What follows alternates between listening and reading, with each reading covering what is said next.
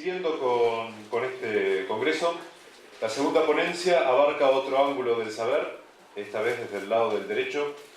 Cristian Gregorini, abogado penalista, docente de Derecho Penal 2, docente de Derecho Penal, parte general Universidad Nacional de Mar del Plata, docente de Derecho Penal, parte especial Universidad Nacional de Mar del Plata y docente de los seminarios de orientación profesional de defensa penal de la Universidad Nacional de Mar del Plata. Cristian, te escuchamos.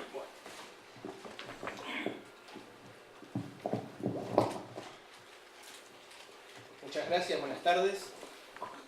Cuando surge la posibilidad de disertar, me pregunta Fernando qué tema me parecía a mí interesante abarcar desde el lado del derecho. Y siempre, particularmente, tuve un interés importante, más allá de lo que es la ciencia jurídica, sino también la parte histórica que involucra esta ciencia jurídica.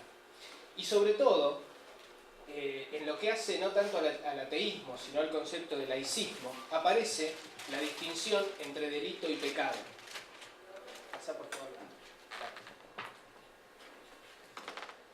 Originalmente, en los comienzos de las sociedades civilizadas, los conceptos de delito y pecado aparecen íntimamente ligados. Ahí no se ve muy bien, pero hace una referencia al decálogo bíblico de Moisés.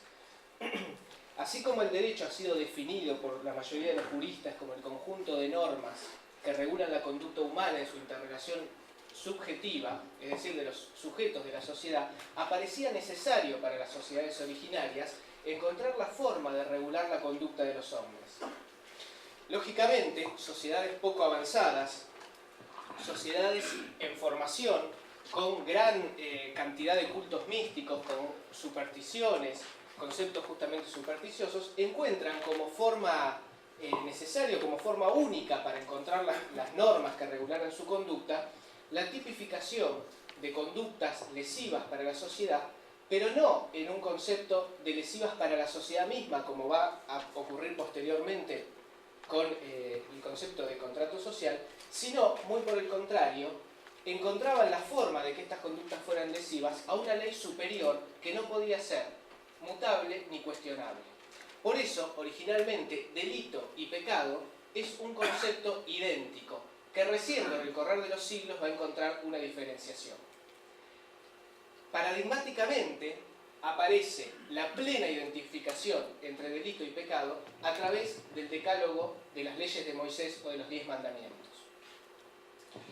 Esto que hoy por hoy nos puede parecer un tanto simple, en su momento tenía una gran importancia y era la única forma de llegar a regular la conducta. Fíjense ustedes que el decálogo bíblico prevé algunas cuestiones sí estrictamente ligadas a lo que es la religión, como amar a Dios sobre todas las cosas y santificar las fiestas, pero aparecen normas que son verdaderamente normas penales, muy simplificadas, pero que eran necesarias para una sociedad que se iba a encontrar finalmente vagando 40 años por el desierto.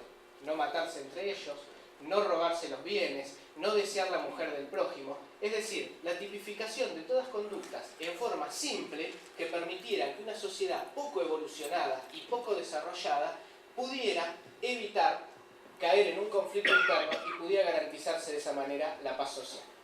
La próxima. Para comprender toda esta evolución histórica hay que diferenciar determinados conceptos. Acá en esta diapositiva se ven 4 binomios que son entre ellos antinomios y a su vez se relacionan entre los 4. Son los conceptos de derecho positivo y derecho natural, el positivismo jurídico y el naturalismo, los delitos mala prohibita o mala per se, y finalmente esta distinción entre delito y pecado, que como les decía, originalmente aparecían como un solo concepto. Derecho positivo y derecho natural están íntimamente ligados con 2 corrientes del pensamiento que se desarrollarían a través de los siglos, que son el positivismo y el naturalismo jurídico, o lo que se conoce comúnmente como ius positivismo y ius naturalismo. El derecho natural, o el naturalismo jurídico, plantea que existe una norma superior y fundante, emanada no de la razón humana, sino de un concepto supranatural o supernatural. Por lo tanto, parte de la premisa para los positivistas errónea, de que esa ley fundamental y supranatural es perfecta y por lo tanto no puede ser nunca cambiada, porque ha llegado justamente a un grado de perfección que debe ser en base a esa de la que se deben desprender las demás normas. Por su lado, el positivismo jurídico cambia eso por completo y viene a cuestionar este concepto diciendo que no existe norma superior a la razón humana y que en todo caso esta ley superior, que aparece en una figura que Kelsen expresa muy bien en una especie de pirámide donde hay una norma fundante que es el contrato social, y de ahí en realidad este contrato social, la voluntad de los hombres y el producto de la razón humana va a ser lo que finalmente determine las normas posteriores. Por eso es el primer antinomio que se genera entre el positivismo y el naturalismo. Mientras los naturalistas dicen que la ley proviene de una entidad superior, que puede o no ser Dios, pero sí proviene de un derecho natural que el hombre lo tiene por su simple condición de hombre, el positivismo dice que la única ley que existe es la ley escrita. Por lo tanto, derogándose o cambiándose la ley escrita, se puede cambiar incluso la moral de la sociedad. Aparece también, como derivación lógica de esta cuestión, los delitos mala prohibita o los delitos mala per se o mala in se. ¿Qué significa esto? Esto es muy simple. Aquellos que son partidarios de una posición ecléctica entre el naturalismo y el positivismo han entendido que en realidad hay delitos que por su naturaleza, por su forma de desarrollarse o por la forma en que lesionan a la sociedad misma, son por sí mismos malos. Es decir, son por sí mismos conductas disvaliosas que en cualquier tiempo y en cualquier momento o en cualquier lugar deben ser necesariamente sancionadas y tipificadas a través de la legislación penal. Por otra parte, reconocen que existen ciertos delitos como denominados mala prohibita, que simplemente deben considerarse que son lesivos o son negativos porque se encuentran tipificados, pero que una vez que esta conducta pudiera llegar a dejar de penalizarse o dejar de sancionarse, esa conducta en sí misma no sería disvaliosa moralmente. Con lo cual se introduce un nuevo elemento que es la moral en aquel que comete o no comete delitos. Finalmente, en esta derivación lógica sigue existiendo la distinción entre delito y pecado, y hay quienes han pretendido identificar los delitos mala prohibita como delitos propiamente dichos, y por su parte los delitos mala per se como pecados. Es decir, porque naturalmente y únicamente pueden ser malos, aun cuando la ley decida no castigarlos, esas conductas deben ser penalizadas. Así es. Acá aparece, que es necesario distinguirlo, la definición de pecado. Y según San Agustín y Santo Tomás de Aquino, dice que el pecado es una falta contra la razón, la verdad, la conciencia recta. Es un faltar al amor verdadero para con Dios y para con el prójimo, y que a causa de un apego perverso a ciertos bienes se origina. Hiere la naturaleza del hombre y atenta a la solidaridad humana. Ha sido definido como una palabra, un acto o un deseo contrario a la ley eterna. Esta última afirmación, hecha por San Agustín y sostenida por Santo Tomás, guarda o revela cierta importancia por cuanto habla de la ley eterna. Es decir, esto que yo les expresaba, una ley única, perfecta e inmutable, de la cual necesariamente deben derivar todas las demás. Un andamiaje que el ser humano, a través de su razón, no podría o no debería cambiar, porque al separarse de la misma, se estaría viendo inmerso en el pecado. La próxima. Como contrapartida aparece el concepto de delito, que es un concepto técnico. Y justamente, en un concepto técnico se dice que el delito es la acción típica, antijurídica y culpable. ¿Qué quiere decir este concepto un tanto complejo? Siempre va a requerir de la acción humana, es decir, aquellas consecuencias involuntarias, aún causadas por el hombre, no van a poder ser penalizadas porque no existe posibilidad de reproche penal. Va a ser típica porque necesariamente para poder ser penalizada va a tener que existir una previsión anterior al hecho que la origina que la tilde de disvaliosa y la haga merecedora de pena. Es decir, no existe la ley penal, por lo menos para nuestro ordenamiento nacional, posterior a la concurrencia de los hechos. Va a ser antijurídica porque no va a encontrar justificación en ningún lugar del ordenamiento legal. Es decir, no solo va a estar tipificada por la ley penal, sino que ninguna norma o ninguna ley de todo el ordenamiento jurídico le va a otorgar una justificación. Y finalmente, va a ser culpable. ¿Qué significa esto? Significa que la ley va a tener la posibilidad de atribuirle o reprocharle al sujeto que realiza esta conducta, por cuanto, habiendo podido obrar conforme la ley establece, ha decidido voluntariamente hacerlo en su contra. Esto es aplicable tanto a los delitos dolosos, donde claramente existe la intención de la comisión del delito, como los delitos culposos, en los cuales, si bien no existe una intención prima facie de comisión del delito, sí existe una violación de un deber de prudencia o un deber de cuidado que deriva necesariamente en el hecho dañoso. Pero también aparece como importante distinguir y resaltar que cuando hablamos de acción significa que debe haber una exteriorización material hacia el entorno por parte de quien comete el delito, y los actos in mente retenda o los pensamientos no pueden nunca ser penalizados, en cuanto no sean exteriorizados, por supuesto. A diferencia del pecado, que puede existir aun cuando se guarde en los fueros íntimos de la persona. El artículo 19 de la Constitución Nacional dice que las acciones privadas de los hombres, que no ofendan la moral ni el orden, quedan solamente reservadas a Dios, aunque a muchos de ustedes no les guste, y exentas de la autoridad de los magistrados. Es decir, claramente se establece un principio de intimidad, con lo cual lo que queda dentro del fuero interno de la persona o en su ámbito de protección íntima no puede ser nunca penalizado. Distinto es lo que ocurre con los delitos, que aún los pensamientos, supongamos pensamientos lujuriosos, o por su parte conductas íntimas, pero pudieran ofender a este ser supernatural, sobrenatural, que habita todos los espacios y a la vez ninguno, y que continuamente nos está mirando. Claro, es imposible no ofenderlo si continuamente tenemos un ojo que nos sigue y va viendo qué es lo que hacemos. Así. En esta lógica se va a relacionar también los temas de pecado con delito, pero también con moral. Ahí no veo absolutamente nada. Bien, dice que el pecado en realidad es una ofensa no contra la sociedad, sino contra Dios mismo, y que se levanta contra el amor que Dios le tiene a todos los hombres y lo aparta, a Dios justamente, de nuestros corazones. Como el primer pecado, el pecado original, es una desobediencia, una rebelión contra Dios por el deseo de hacerse como dioses, pretendiendo conocer y determinar el bien y el mal. Esto está expresamente previsto en el Génesis 3:5.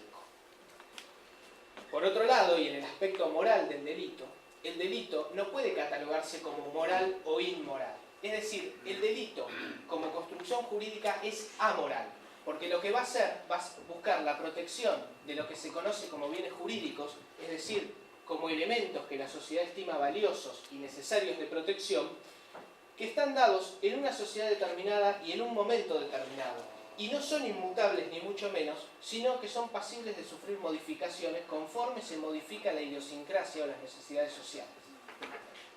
Por eso el delito resulta en una violación a las normas o tipos penales, como correctamente debería denominárselos, indistintamente que la conducta prevista como merecedora de sanción penal sea o no moralmente reprochable. A principios del siglo XX se generó una organización delictual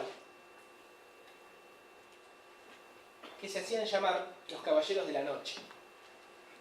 Estos señores lo que hacían era levantar cadáveres del cementerio, sustraerlos y posteriormente pedirle a las familias de los ya fallecidos rescates por los cuerpos. Como el cuerpo de la persona sin vida, es decir, de quien ha dejado de ser persona, de quien ha dejado de ser sujeto de derechos y obligaciones, no puede catalogarse como un bien de nadie, es decir, es res nullius, no tiene pertenencia a nadie, no existía forma de decir que era ni un robo, porque no había propiedad, no había bien mueble ajeno o parcialmente ajeno que hubiese sido robado, No podía decirse tampoco que fuese una estafa, porque efectivamente había una negociación con algo que le era valioso o caro a la persona que realizaba la disposición patrimonial. Claramente no era un secuestro. Y finalmente era necesario reconocer que lo que estos señores hacían, aún aberrante, aún horrible y aún seguramente pecaminoso por una profanación terrible y que serían merecedores del peor de los círculos de los infiernos, no constituía delito, por lo cual estas personas fueron procesadas y absueltas. Finalmente, el legislador entendió que esto era una carta blanca para la comisión de este tipo de acciones que, aún aberrantes, no resultaban delictuales.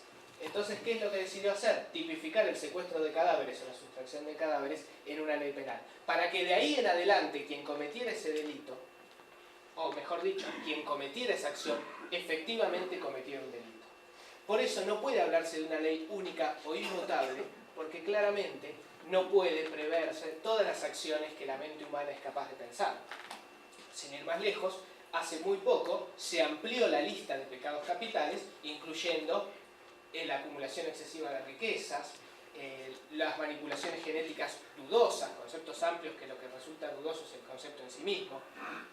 Es decir, que aún esa ley perfecta e inmutable que Dios nos dio al principio de los tiempos, parece que Dios se quedó corto con su pensamiento y no se dio cuenta que en algún momento íbamos a encontrar la forma de clonar la célula. La siguiente, por favor. Estos efectivamente son los 7 pecados capitales tradicionales, y ahí el diablo impartiendo terror, que son la lujuria, la gula, la avaricia, la pereza, la envidia y la soberbia. Los 7 pecados más terribles que por su sola comisión nos vamos a los calderos infernales. Para el dogma cristiano, ninguno de estos 7 pecados por sí mismo aparecen tipificados como delitos. Si bien algunos podrían llegar a asimilarse, como la lujuria desmedida en el caso de que existiese un acceso carnal forzoso y demás, pudiera llegar a interpretarse como otro delito, ninguno de los 7 pecados capitales configura por sí mismo un delito. Con lo cual, actualmente queda perfectamente claro que existe una división tajante, al menos en el mundo occidental, entre las nociones de pecado y delito. Claramente, esto, como bien sabemos, no fue siempre así. Y el paradigma de la confusión de los conceptos de delito y pecado vino o estuvo dado por la Inquisición, donde la justicia se basaba o se era impartida por ministros de un culto particular y único, que era la Iglesia Católica, a través de una orden especial, y donde no existían tipos penales ni delitos, sino simplemente pecados. Y se condenaba, o se torturaba, o se cometían distintos tipos de sometimientos a la ley penal claramente religiosa, simplemente por la comisión de pecados. Claro, la Inquisición, aún terrible, nos trae un gran avance en materia jurídica. Y justamente este avance importantísimo en materia jurídica, que se lo debemos a la Inquisición y que muchas veces no reparamos en ello, es un libro que se llama Malleus Maleficarum. El Malleus Maleficarum, que era un libro que les enseñaba a estos sacerdotes a perseguir a las brujas, a perseguir a aquellos que pactaban con el diablo, que cometían pecados terribles, trae el gran avance de establecer un procedimiento. Establece un procedimiento para la cacería y establece un procedimiento para que, una vez aprendida la persona sospechosa de ser pecadora y de atentar contra la ley divina, sea sometida a toda una serie de procedimientos que incluían, por supuesto, las más maravillosas y extraordinarias torturas, pero finalmente, en base a la resistencia o no a esas torturas, se podía determinar la culpabilidad o inocencia. No es menos cierto que el Malleus Maleficarum traía el gran inconveniente de que aquel que no soportara las torturas era claramente porque Dios lo había abandonado y entonces debía morir. Pero claro, aquel que tampoco las resistía, las torturas, y moría sin haber confesado su pecado, debía morir como mártir, porque era inocente y Dios le había dado la entereza de no confesarse culpable de un crimen que no había cometido. Mas, sin embargo, si en ese procedimiento sí confesaba ser bruja o haber cometido algún pecado, si bien lo hacía con la promesa del perdón, ese perdón no llegaba y para salvar su alma también debía ser sometido a una muerte terrible. Es decir, que básicamente todos los caminos conducían a Roma en el Malleus Maleficarum. Pero sí es importante en el avance de la técnica jurídica que por primera vez se establece un procedimiento y ya no las prácticas antiguas donde todo quedaba librado a la decisión generalmente del soberano. Sin ir más lejos, seguramente todos recordaremos la anécdota de las dos mujeres que se disputaban el hijo y que van adelante del sabio rey Salomón para preguntarles qué hacer. El rey Salomón no tenía ningún código de procedimiento, no sabía absolutamente nada qué hacer o qué podía hacer, y se le ocurrió decir, bueno, córtenlo a la mitad, porque seguramente la verdadera madre no va a permitir que se cometa esa atrocidad, pero en realidad dependía más de la prudencia o de la inteligencia de quien impartía justicia que de un procedimiento establecido. Por eso es importante, jurídicamente hablando, la Inquisición con su Maleus Maleficarum. Sigue. El gran paradigma y el gran cambio en la distinción entre delito y pecado va a venir dada por este señor que es Cesare di Bonicasia, Marchese di Beccaria, más conocido como Beccaria, que aclaro es el del fondo y no la señora que se encuentra aquí. El Marqués de Beccaria no era un jurista, sino que era un dramaturgo, literato, muy avesado en la lectura de todos los tratados de la época. Él vive a final del siglo XVIII, en realidad durante el siglo XVIII, un siglo de gran iluminación, de grandes cambios, donde las monarquías empezaron a ser cuestionadas, donde se empezaron a producir revoluciones, donde el pueblo y el ciudadano tomaba verdadera participación. Y Beccaria, siguiendo el pensamiento de grandes filósofos, siguiendo el pensamiento contractualista, siguiendo la idea del contrato social, escribe entre muchos libros uno que es el gran paradigma de lo que hoy se conoce como derecho penal liberal o derecho penal de las garantías del individuo, que es el libro de los delitos y de las penas, obra obligada para todo aquel que se interesa mínimamente en el estudio de la ley penal. Y acá ya Beccaria nos enseña que el delito no tiene como objeto proteger a la voluntad o el capricho de un ser superior que desde el principio de los tiempos ha establecido tales o cuales reglas, sino muy por el contrario, el derecho, y sobre todo el derecho penal, va a tener como objeto único y principal el de mantener la paz social. E introduce un elemento importante, porque dice que el delito, más allá del damnificado por el hecho, ofende claramente y principalmente a la nación y a la soberanía del ciudadano. Con lo cual, enroca o trueca el concepto de ofender a Dios por ofender a la nación y por ofender el contrato social. Con lo cual, ya tiene que encontrar la manera de poder justificar que el delito no necesariamente debe identificarse o debe asimilarse al concepto de pecado. Porque empieza a notar que muchas de las conductas que no resultaban pecado, sí podían resultar delitos.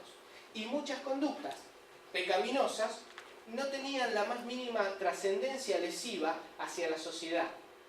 Esto que les decía hace unos momentos respecto de qué ocurría con los pecados que quedan en el fuero íntimo. Beccaria dice, no hay necesidad de castigar a alguien porque piense en forma lujuriosa o porque cometa determinadas cosas en su ámbito interno, sino que debemos castigar a la persona cuando esas acciones o esas conductas trascienden de forma tal que resultan lesivas para la sociedad. Pero no es el único concepto que introduce, sino que también cambia la participación o cambia el papel de el delincuente o en su caso el pecador. Hasta ahora, por haber sido ofendido Dios con el pecado, se necesitaba castigar a esa persona para aplacar la ira de un ser superior.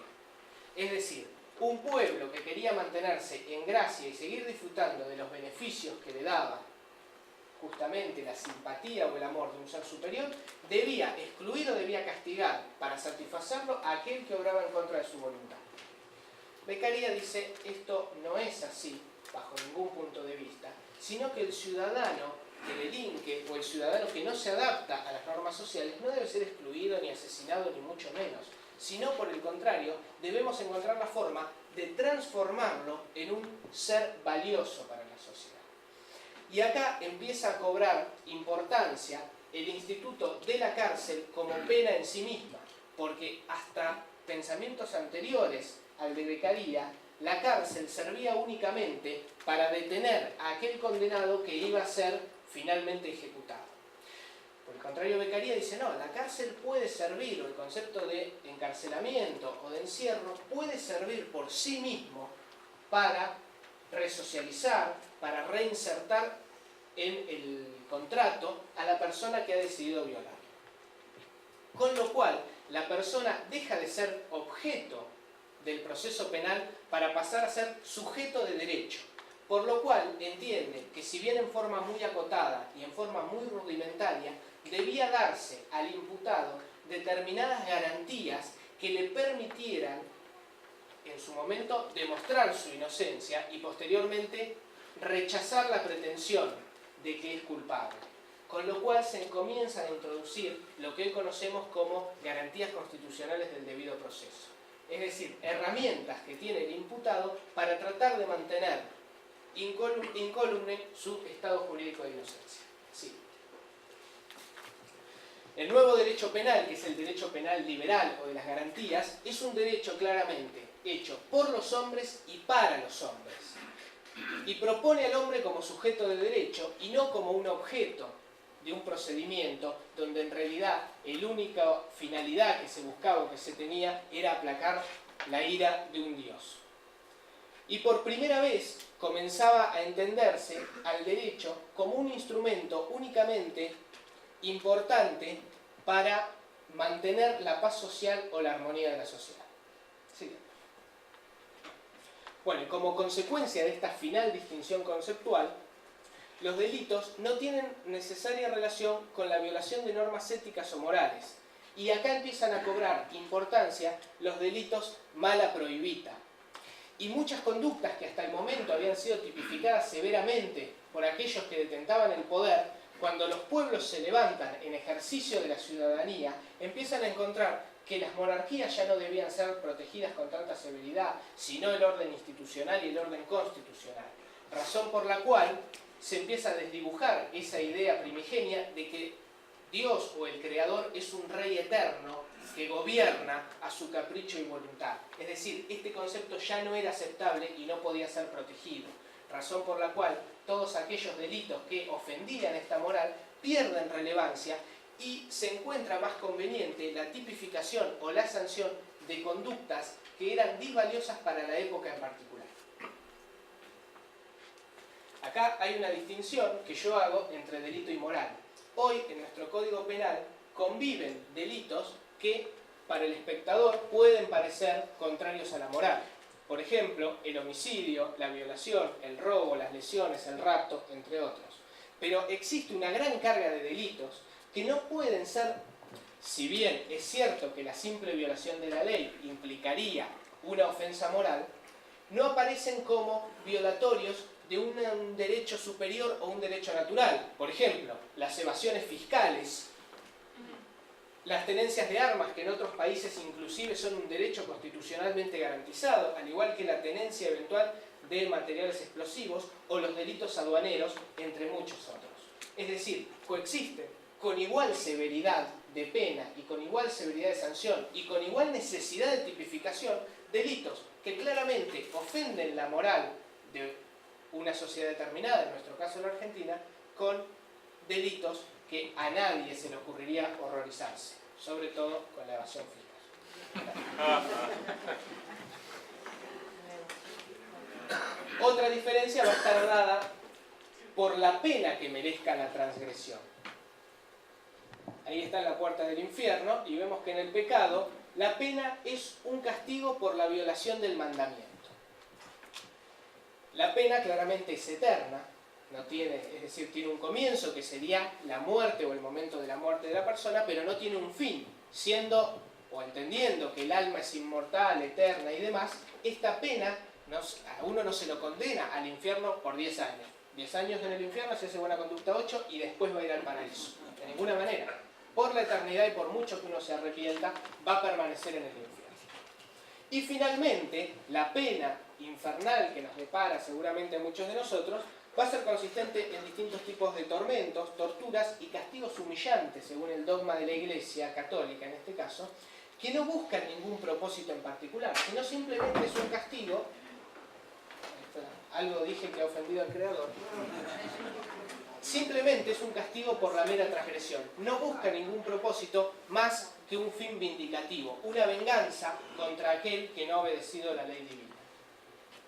El delito, y sobre todo en las tendencias actuales, y esto también deriva del pensamiento de Beccaria, comienza a entenderse que la pena tiende a abandonar el fin retributivo, es decir, tanto mal se hizo, tanto mal se va a recibir, sino que se empieza a buscar un fin preventivo, es decir, una disuasión, no solo para el que ya cometió el delito, sino para aquel que en el futuro tiene pensado o eventualmente puede llegar a pensar en delinquir, va a recibir una idea de lo que le va a ocurrir. Por eso, en un primer momento, las ejecuciones se hacían en plazas públicas, para que todos los ciudadanos vieran qué es lo que iba a ocurrir si se les ocurría hacer eso que había hecho la persona que estaba con la cabeza en la guillotina. Anecdóticamente, no hay ningún libro de derecho que omita la mención a que mientras se guillotinaba al pobre delincuente, los punguistas aprovechaban para robarle al público.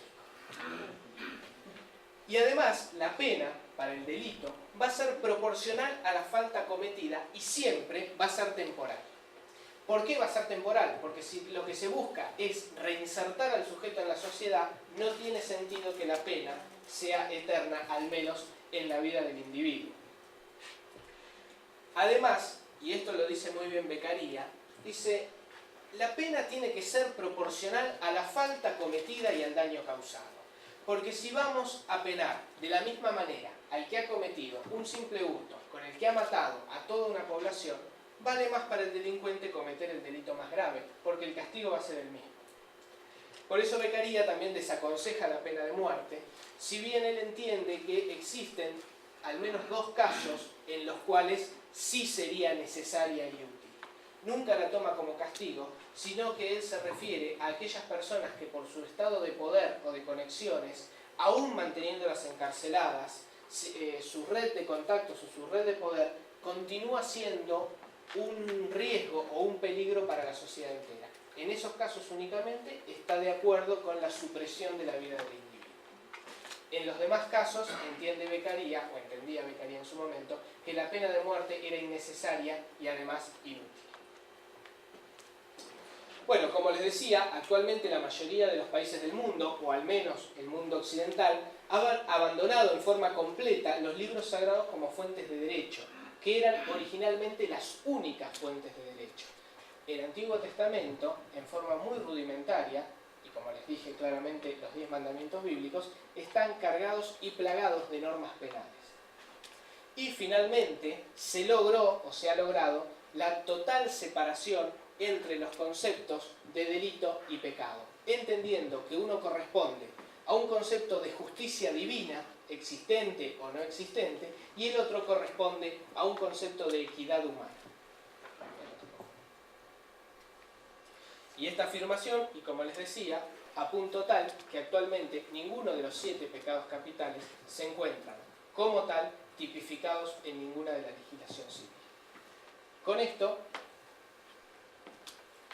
queda claro que el avance de la humanidad ha ido también plasmándose en la legislación penal a punto tal que nos explica o nos enseña o nos demuestra que el avance racional ha hecho que abandonáramos determinadas prácticas donde los delitos o las sanciones penales se merecían o debían ser aplicadas por temor a un castigo hacia toda la sociedad, es decir, sacrificar al individuo en beneficio del grupo, para entender o para llegar a la idea de que en realidad es el sujeto el que es importante, el individuo particular como sujeto de derecho y como persona en atención a su dignidad humana, el que, si se aparta del contrato social al que voluntariamente se ha sometido en forma ficticia, debe ser necesariamente reencaminado para poder recuperárselo como un miembro productivo y útil de la sociedad. Nada más.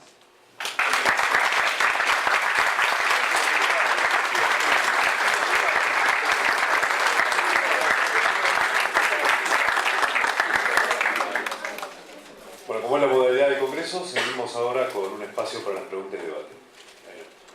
Sí, yo quería saber, recién estabas hablando de la evolución de la razón y cómo eso se aplica al derecho y fue también evolucionando el derecho. ¿No puedes decir algo sobre, por ejemplo, la investigación de células con células madres, la clonación, todo ese tipo de cosas que por ahí tiene algún factor religioso en las decisiones en cuanto a la legislación? Sí, justamente esa pregunta es muy buena porque, como les decía, entre la ampliación de los pecados capitales que se ha llevado adelante no hace demasiado tiempo, uno de los puntos que fueron previstos fue la manipulación genética. En realidad los términos que se utilizaron fueron experimentos genéticos dudosos. Ocurre que el derecho, como creación humana, siempre va detrás de la realidad social. A nosotros nos sería imposible legislar para dentro de 500 años, porque no sabemos inclusive si el sistema de gobierno que hoy creemos perfecto o superior, que es la democracia, dentro de 500 años no va a ser superado. Entonces, en esa lógica, la realidad avanza más rápido que la posibilidad de legislarla. Como explicaba con el ejemplo de los Caballeros de la Noche, era un ejemplo impensado. Y esto es completamente distinto a lo que sostiene la religión. La religión sostiene que el Creador escribió la primera página conociendo la última, con lo cual las normas que dictó nos van a servir del primer día hasta el último día del universo. Nosotros no podemos tener esa facultad y a medida, como ocurrió esto, de la manipulación genética, del trabajo con células madres, de la clonación, va a ser necesario ir legislando a medida que estas técnicas vayan avanzando. Hace 200 años era impensado que se pudiera llegar al resultado de la clonación de la oveja Dolly. Con lo cual, hace 200 años era totalmente impensado legislar cómo se iba a trabajar con manipulación genética. Por eso, hoy por hoy, es bastante deficitaria la legislación que tenemos sobre cuestiones de manipulación genética. Y por ahí se hace lo que en un primer momento es lo más sencillo, prohibirla salvo permisos especiales. De esa manera se puede tener más o menos controlado qué es lo que se hace o se deja de hacer. Pero la dificultad está en que mientras el derecho va caminando, la realidad humana va en un auto Fórmula 1. Sí, de hecho, en Inglaterra se aprobaron leyes para poder hacer manipulación genética. Cristina.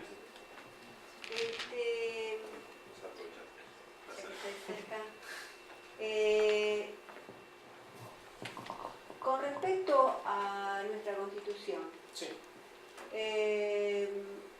Ya sabemos cómo se hizo el preámbulo de nuestra Constitución y demás constituciones de las provincias y de las ciudades. El tema es cómo se considera el ateo como sujeto de derecho.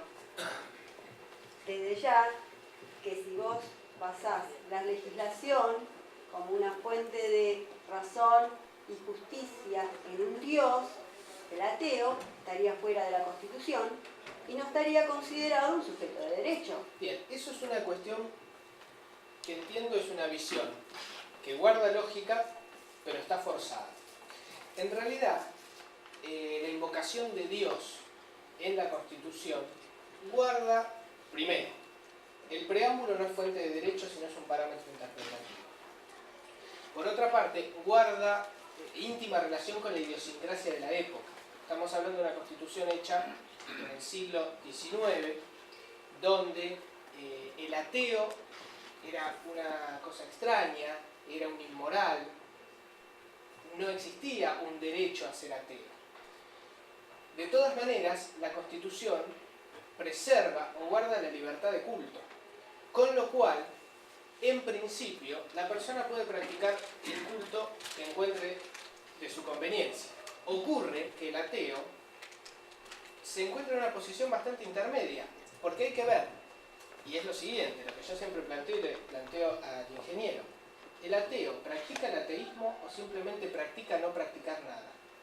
Esto que parece un juego de palabras es importante definirlo, porque si el ateo dice que su ideología debe ser organizada, debe institucionalizarse y demás, lo que se está haciendo es en cierta medida generar un culto de la no creencia. Y en ese caso habría que tratarlo... ¿Puedo explicar? Sí, cómo no. En realidad, cuando practicás, cuando vos das cuenta de una necesidad, entonces la necesidad es remarcar la ofensa, porque si hay una ofensa, es justamente en la falta de respeto a los que no creen. O sea, entonces, si yo, practicando mi neutralidad, es decir, de no creer, me dispongo a circular por un espacio público y veo la intromisión de un culto en ese espacio público, yo no soy sujeto de derecho para plantear esa necesidad ante un organismo o una institución. entiendo. Es lógica. La pregunta a lo que va dirigido, ahora comprendo lo que usted me dice. ¿Por qué en determinados ámbitos se remarca la existencia de un culto determinado y no de una neutralidad o de un laicismo? Exactamente. Esa es la antigua discusión que no se basa en el ateísmo, sino en el laicismo. ¿Por qué yo voy a un tribunal de justicia y encuentro colgado la cruz? Yo la otra vez me sorprendí gratamente, tuve un debate oral en el Tribunal Oral Criminal 4, provincial, y vi que no estaba el crucifijo colgado. Y me pareció, a veces en el clavo y lo sacaron justo, no sé, pero me pareció un gran avance en el respeto a quien se va a sentar, tanto como víctima, como victimario en su caso, o imputado más propiamente dicho. ¿Qué ocurre con el judío que se va a sentar y ve la cruz? ¿Qué ocurre con el agnóstico y qué ocurre con el ateo? Sí, esa es una deuda pendiente. Es una deuda que en determinados lugares se ha planteado mediante amparos y se ha logrado que se quiten las confesiones religiosas o se quiten las imágenes religiosas. Sí, no había entendido concretamente la pregunta. Otra réplica. Bueno. En el caso de, por ejemplo, la intromisión en las decisiones legislativas con respecto a cuestiones de salud,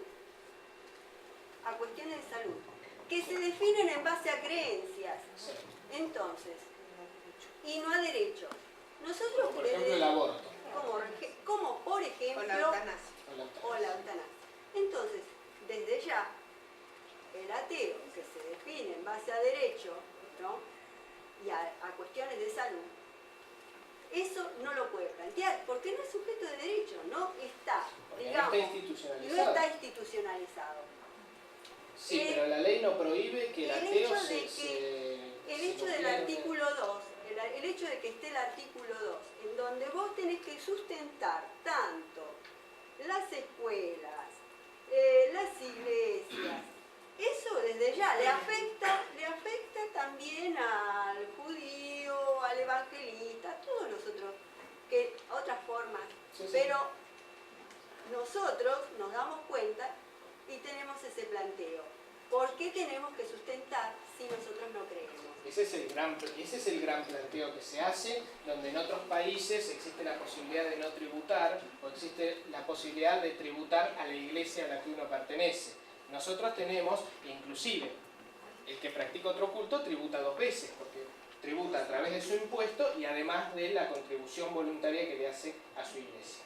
De todas maneras, entiendo que progresivamente y en base a movimientos racionalistas, esto se va a eliminar. Antes de la reforma del 94, el presidente de la nación debía necesariamente ser católico apostólico romano.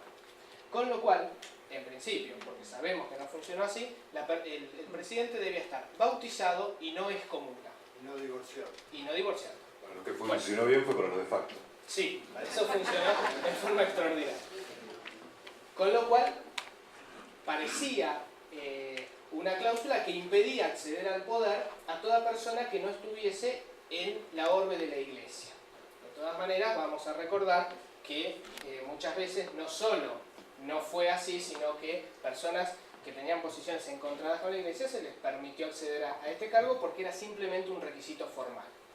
Inclusive uno de los más grandes juristas que era Vidal Campos, uno de los más grandes constitucionalistas argentinos, decía que esto era una cláusula pétrea, que jamás se podía modificar la confesión religiosa del presidente de la nación. ¿Y por qué decía esto? Porque decía claramente, un presidente que no sea católico va a ser un inmoral. Claro, En el 94 primó la razón, al menos en ese punto, y se hizo en cierta medida, entiendo que una concesión, es decir, bueno, no le sacamos el apoyo económico, pero a partir de ahora va a ser presidente de la nación el judío, el musulmán, el ateo o quien se lo quiera. Pero sí, me parece válida la postura. De todas maneras, la ley no impide nuclearse en sociedades al ateo, es decir, el ateo puede generar una asociación civil y demás que le permita funcionar orgánicamente. De hecho hay en Argentina y hay en el mundo, y de esa manera peticionar en forma conjunta. Pero no es menos cierto que el Estado argentino actualmente está sosteniendo, sí, un culto particular, cuando en Argentina habría que ver el registro de la Secretaría de Cultos, pero existen al menos varias docenas de cultos distintos. Sí. Perdón, quisiera agregar algo.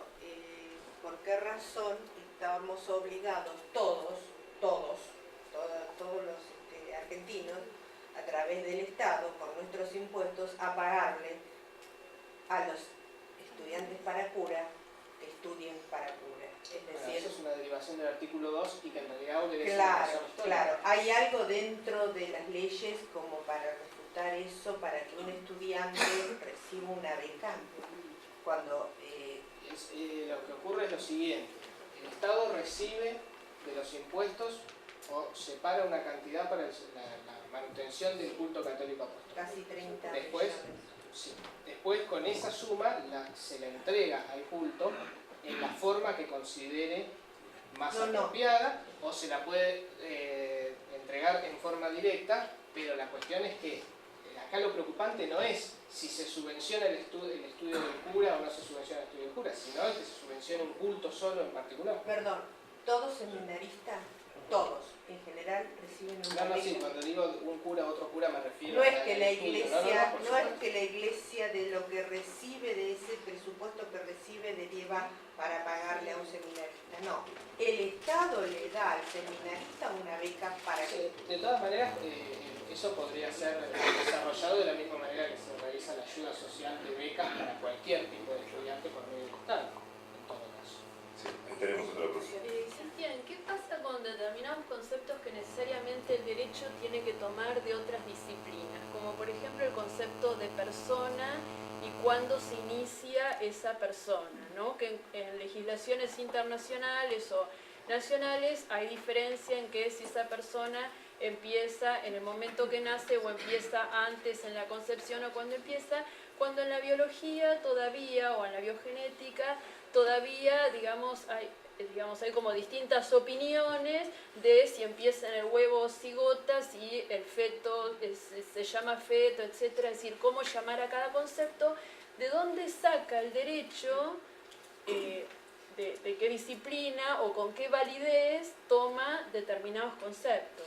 No Bien, sé si me... entiendo. Sí, la pregunta es extremadamente interesante. Y de hecho, la cuestión de el nacimiento, origen de la vida, finalización de la vida y el nacimiento propiamente dicho, es un tema que me ha llamado poderosamente la atención en su momento. El derecho, como el encargado de poner paño frío sobre los asuntos, o el encargado de establecer las pautas de convivencia, tiene la facultad de dar un golpe de puño sobre la mesa y decir esto es así. ¿Qué significa esto? Que mientras los científicos debaten si en realidad es el feto, o si es el nonato, o si es el neonato, el derecho puede decir, mientras ustedes se ponen de acuerdo, para la legislación, el origen de la vida está en este momento. Inclusive, esto tiene especial relevancia con el aborto, y es lo que vos me decís, porque cuando se suscribe la Convención Internacional de Derechos del Niño, el texto original de la convención decía que se va a considerar niño a toda persona menor de 18 años o la edad menor que establezcan sus ordenamientos internos. El Estado argentino dice, nosotros así no lo firmamos, e implementan un instrumento del derecho internacional que es la reserva. Es decir, modificar el artículo solamente para ese Estado que lo suscribe. Y dice que persona es, o mejor dicho, que niño es toda persona desde la concepción y hasta los 18 años. Con lo cual nos introduce el elemento de concepción, que ahí va a ser cuando aparezca la medicina, decir, bueno, la concepción está dada en este momento, no, está dada en este otro. Y si ustedes se fijan en lo que se trata de vislumbrar o que se trata de develar cuál es realmente el momento de la concepción, dentro del derecho penal, que les resulta especialmente importante saber cuál es el tiempo desde la concepción y hasta el nacimiento, porque va a ser lo que distingue el delito de homicidio del delito de aborto, con penas sensiblemente diferentes. Existen no menos de 7 teorías para establecer los distintos momentos de la concepción y no menos de 4 teorías distintas para establecer cuál es el momento del nacimiento. Pero el derecho lo que tiene que buscar son puntos de consenso mínimos para zanjar las diferencias científicas, lógicas que pueden existir en una disciplina donde el ser humano no tiene la posibilidad de decir esto es así, porque en el derecho, siendo una creación de la razón humana, el hombre sí puede decir esto es así. Y puede decir que esto no se va a llamar más mesa, sino que va a ser un coche, y la ley obliga a que esto sea un coche. Entonces, en esa posibilidad que tiene casi arbitraria la ley de establecer conceptos y establecer momentos, aún para cuestiones biológicas que no están establecidas, es donde cumple realmente, donde se puede ver su función de pacificador social. Si nosotros estuviésemos sometidos a los criterios médicos de cuándo empieza la vida, cuándo termina, bueno, habría muertos que estarían vivos y vivos que estarían muertos. ¿Tenemos otra pregunta? Bueno, como naturalmente vemos que todo acontecer histórico está condicionado evolutivamente, así como nosotros venimos filogenéticamente, ¿no es cierto?, de los precariontes hasta el resto de todas las formaciones filogenéticas. También vemos de las exposiciones que hemos escuchado que, por ejemplo, el derecho, con un paradójico elogio, desde luego muy bien insertado dentro del curso de la manifestación del derecho, el Malio Maleficarum, Exenhammer, martillo de las brujas, significó la quema nada menos que de 10 millones de personas. Desde luego que eso promovió, digamos, la iniciativa de Beccaria para discernir lo que era pecado y lo que era derecho.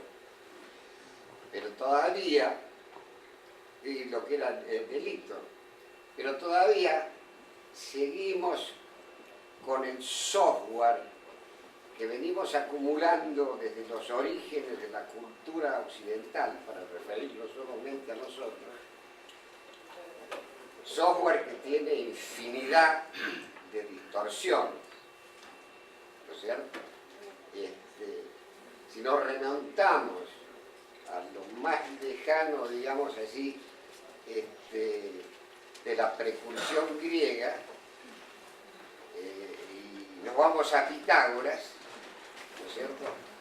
Tenemos como evangelio todavía dentro de la filosofía a Pitágoras, a Parménides, a Platón, por ejemplo. La pregunta.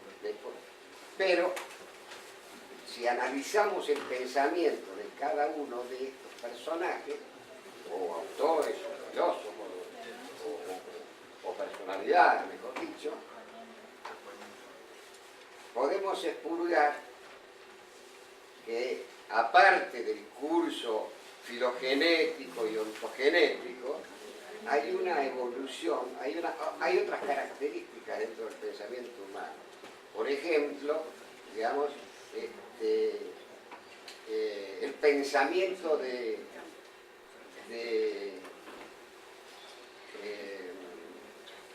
Pitágoras Señor, por favor, ¿podría hacer la pregunta? Porque se está perdiendo un tiempo muy valioso. Estamos acá para hacer preguntas, no para hacer disquisiciones teóricas sobre Es que voy a formular la pregunta. No, pero hágala porque si no le quita tiempo a las otras personas, por favor.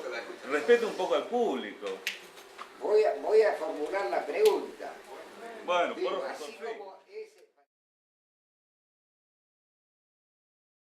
Liberal, ya lo trataba Caría, nunca se le encontró una solución. Es decir, lo que en algunos sujetos efectivamente puede servir para hacerlo reflexionar, hacerlo aprender oficios y salir con ganas de reinsertarse en la sociedad, en otros sujetos provoca todo lo contrario, llegándose a decir que la cárcel es una escuela de delincuentes.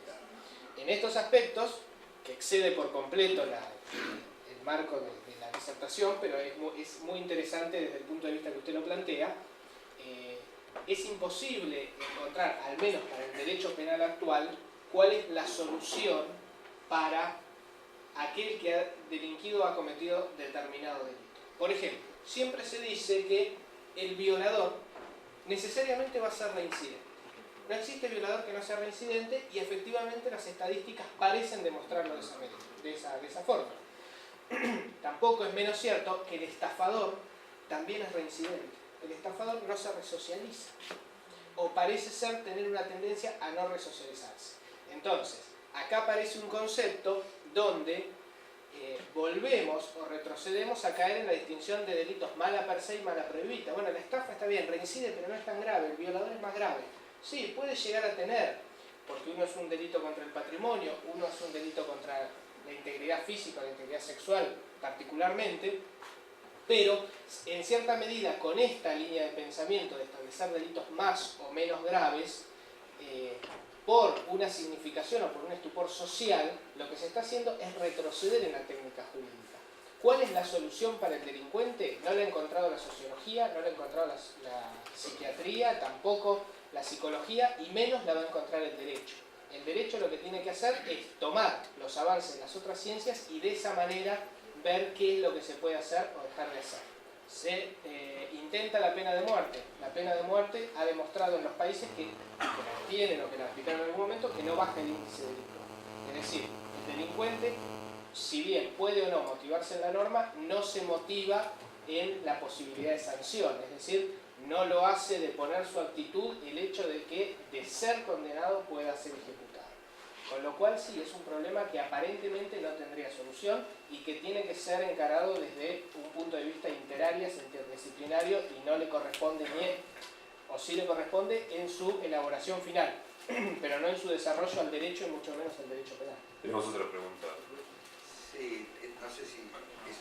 Una atrás, no. Yo quería decirte esto, Cristian, sí. Muy buena la exposición, pero en la respuesta anterior que hiciste a la compañera de allá adelante, a lo mejor lo interpreté yo, me parece que no queda claro que el derecho, o como vos lo planteas, que el derecho es pasible de las presiones de las instituciones de la asociación civil o del poder económico, porque cuando hablamos de quién decide, cómo se decide, el momento de la concepción, lo digo porque uno de los objetivos de esto, me parece, por lo menos el mío, es juntarnos los que no creemos para poder incidir, digamos, de alguna forma en el derecho y en todas las cuestiones de esto, para evitar que la Iglesia Católica siga haciendo lo que quiere y presionando aún a aquellos que no creen.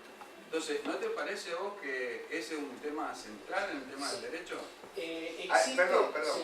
una cosita antes que conteste, Sí. porque quiero agregar algo a eso mismo y que tiene que ver con lo que va.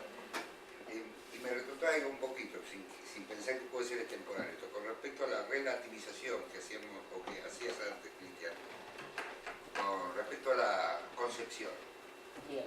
Porque si relativizamos lo que para la biología, la microbiología y la genética tienen definiciones mucho más concretas, llegamos a la conclusión de que en última instancia también el derecho está ejerciendo un brazo del poder. Y el poder sabemos que depende a otro poder, que es el catolicismo, nos guste o no nos guste y por más. O sea, está todo concatenado, entonces es cada vez más relativo. Por supuesto. Lo que ocurre, las dos preguntas que apuntan a lo mismo son muy interesantes. Una de las grandes innovaciones en el estudio del derecho penal moderno está dado por un jurista italiano que se llamaba Francesco Carrara. Y Carrara escribe un libro que se llama Programa de Derecho Criminal. Y nosotros, con un excelente jurista que tuvimos en Argentina que se llamaba Soler, lo traduce y cuando hace la traducción agrega una frase que en el original no está y dice: cuando la política entra por la puerta, la justicia debe escapar huyendo por la ventana. Dado que aquellos que sancionan las leyes y que promulgan las leyes y que debaten las leyes, si bien son asesorados por cuerpos técnicos, los cuerpos técnicos lo que hacen es darle la forma jurídica, pero la decisión política está dada por representantes del poder político justamente. Entonces, en esa variante o en esa lógica, resulta sumamente dificultoso que los grupos que tienen mayor poder puedan verse o puedan mantenerse excluidos de la posibilidad de decisión. Claramente, si un grupo encuentra la mayoría en las cámaras necesarias para sancionar una ley conforme a sus necesidades o conforme a sus intereses, es claro que en un sistema donde el que tiene más votos gana, sea el que finalmente sancione la ley. También es cierto, claro, que el derecho, como yo le decía acá a la señora, aparece en ciertos aspectos que para la ciencia son muy dificultosos, a decir, manu militari, esto es así. O por lo menos, hasta que ustedes se pongan de acuerdo, esto es así. ¿Cuántos son? 10, bueno, cuando 8 me digan lo mismo, será como me lo dicen estos 8. Pero si de 10, 9 me dicen cosas distintas, lamentablemente no puede haber una ley particular para cada uno de nosotros. Entonces el derecho tiene que funcionar como quien mezcla una fundición para tratar de lograr un concepto homogéneo. En este planteo que se hace, sí, muchas veces aprovechando esa vocación de pacificador que tiene la ciencia jurídica, aparece quien introduce determinados elementos y la mezcla final no es tan pura, sí, por supuesto. Y eso creo que tal vez sea la falla de un sistema donde la ley sea dictada por seres falibles que somos los seres humanos. Por ahí, si la dictara Dios sería mucho más fácil. Tenemos espacio para 3 preguntas. Sí, hace pocos días atrás, acá el Consejo Deliberante de Mar del Plata trató una ordenanza mediante la cual se lo exime al Obispado de Mar del Plata, o no se lo exime, sino se le condonan deudas al Obispado de Mar del Plata. Yo no sé en definitiva si esa ordenanza fue aprobada o fue sancionada y promulgada o no. Me inclino por pensar que sí. Sí, desconozco si... La pregunta es la siguiente. Sí. ¿Vos considerás que a nivel así legislativo, tanto nacional, provincial o como en este caso municipal, la tendencia es a consolidar los privilegios de los que goza el clero o por el contrario es tratar de eliminar este tipo de cuestiones que resultan bastante... No hay una respuesta unánime. En algunos aspectos, en algunos ámbitos,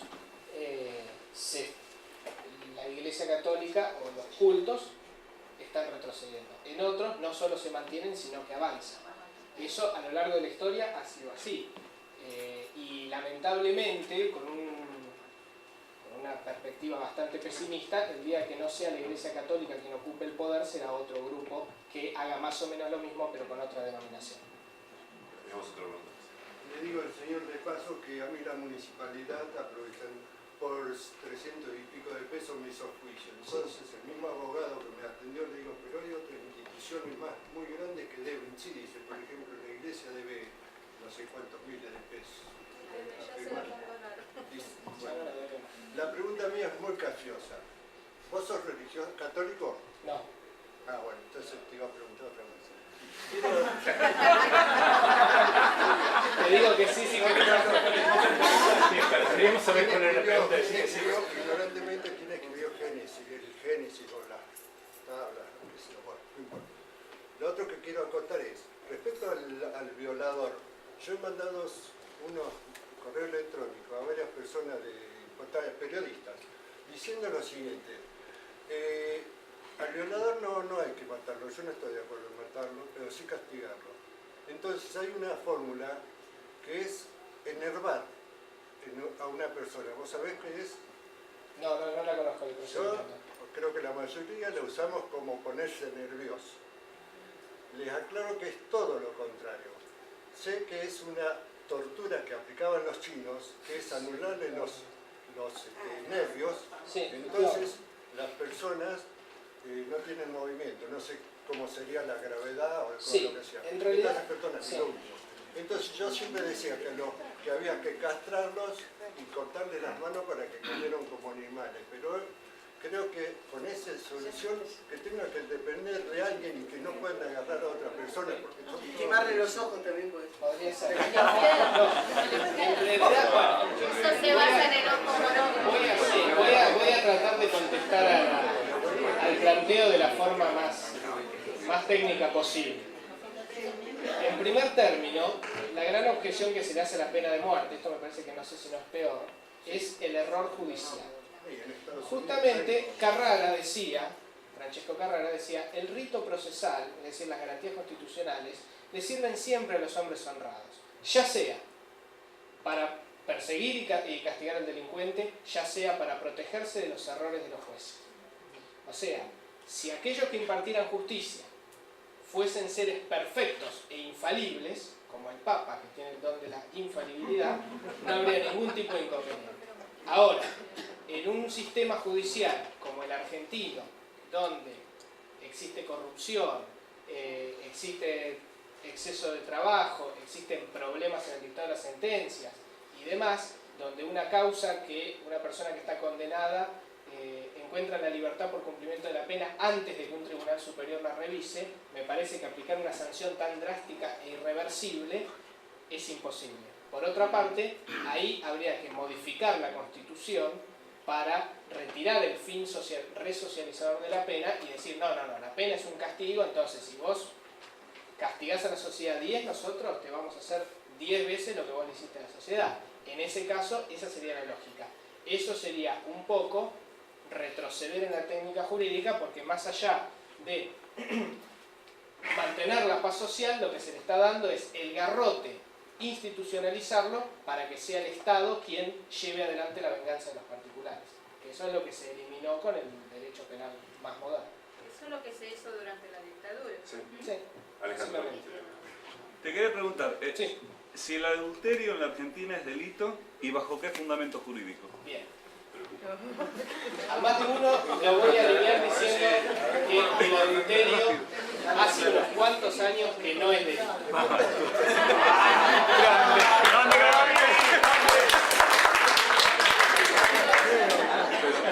Durante muchos años sí lo fue. Cuando lo fue, Sí. ¿bajo qué fundamento lo era? Economicista, y te lo voy a explicar. Porque todo el mundo dice, claro, el adulterio claramente estaba tipificado en la ley argentina a instancias de la Iglesia Católica, bajo ningún punto de vista. El adulterio consistía y se diferenciaba según el adúltero fuese el hombre o fuese la mujer. Al hombre se le exigía manceba, es decir, mantener a una mujer. Y para la mujer bastaba la simple relación extramatrimonial. Y entonces decían, claro, por supuesto, esto es discriminatorio. Y tampoco lo era. Porque lo que se trataba de proteger, estamos hablando de un tiempo donde los hijos no eran todos iguales, sino que existía el hijo adulterino con menos derecho, el natural, el extramatrimonial, el sacrílego y demás, con lo cual los derechos, si el sacrílego era el que era hijo de un laico y un ordenado. Eso no existe. Bueno, bien. Yo no lo permitiría jamás. Entonces, tenía un criterio economicista. ¿Qué es lo que se buscaba proteger? Como los derechos eran distintos, primero, que el sustento que el hombre proveía no fuese desviado al mantenimiento de una mujer que no era la esposa. Y por el lado de la esposa, que no se corriera el riesgo de que concibiera un hijo que no sea de su marido e introdujera como legítimo un hijo extramatrimonial. Ese era el fundamento del delito de adulterio. Bueno, la última pregunta.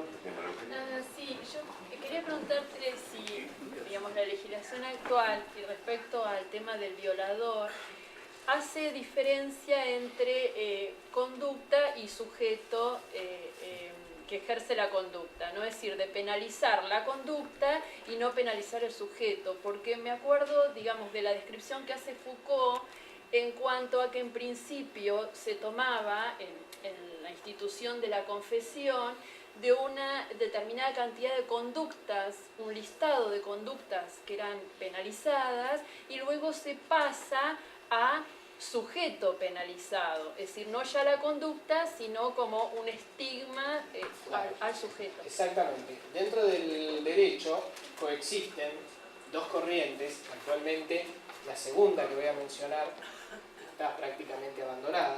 La primera de ellas es el derecho penal de acto y la segunda es el derecho penal de autor. En el derecho penal de acto lo que se penaliza es a la persona, pero por el acto que desarrolla, es decir, por la acción típica, antijurídica y culpable que lleva adelante, claramente en violación a la norma penal, y por lo tanto es merecedora de pena, sin importar las características de la persona en particular. Es decir, si fue hasta ese momento un ciudadano intachable, bueno, no importa, en ese momento cometió el delito y debe ser sancionado. Contrario a eso, existía el sistema anterior donde aparecía el derecho penal de autor, donde lo que se penalizaba no era el acto en sí mismo, sino la conducción debida. Y aparecían, si bien nosotros en el Código Contravencional seguimos manteniendo algunos tipos penales, lógicamente contravencionales, pero que son tipos penales al fin, propios del derecho penal de autor, como el delito de vagancia o la infracción de vagancia, donde lo que se penaliza es simplemente andar por ahí sin rumbo ni profesión. Entonces, pasar de eso a penalizar al que tiene pelo largo o al que piensa de determinada manera es un paso muy corto, exactamente. Por eso, lo que se penaliza concretamente es la acción desarrollada. Y por eso también, una vez que el sujeto es penado, existen las reducciones de pena. ¿Por qué? Porque si en su conducta demuestra que asimila la norma o que asimila el castigo en forma más rápida de lo que se le había previsto originalmente, se le da la posibilidad de obtener una libertad anticipada porque demuestra alcanzados los fines de la pena con anterioridad a que la pena se cumpla. Esto es como el estudiante universitario. Las carreras tienen un tiempo teórico pactado, supongamos 5 años. Pero si un estudiante da todas las materias libres, tiene la posibilidad de recibirse en 2 años. Esto es igual. Si el delincuente demuestra parámetros de resocialización y es su primera condena y toda una serie de requisitos que exige la ley, se ve que se ha perdido el sentido de seguir manteniendo el encierro porque el objeto de la pena ha sido cumplido. Bueno, muchas gracias, Cristian.